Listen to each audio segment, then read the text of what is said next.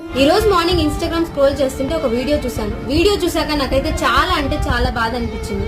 ఎందుకంటే irrespective of caste, religion అన్ని పక్కన పెడితే మనుషుల్లో రోజు రోజుకి 1% కూడా హ్యుమానిటీ లేకుండా పోతుంది అనిపిస్తుంది.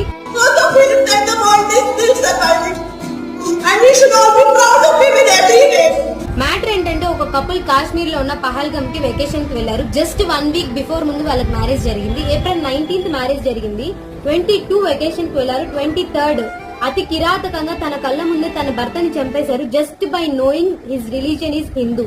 It's very brutal thing. నాకైతే చాలా బాధ అనిపించింది. వాళ్ళ కళలన్నీ చెరిపేశారు. వాళ్ళు ఎన్ని ఆశలు పెట్టుకుంటారు జీవితం పైన. నిజంగా అంటే రోజు రోజుకి మనుషుల్లో హ్యుమానిటీ ఎటుపోతుందో అర్థం కావట్లేదు.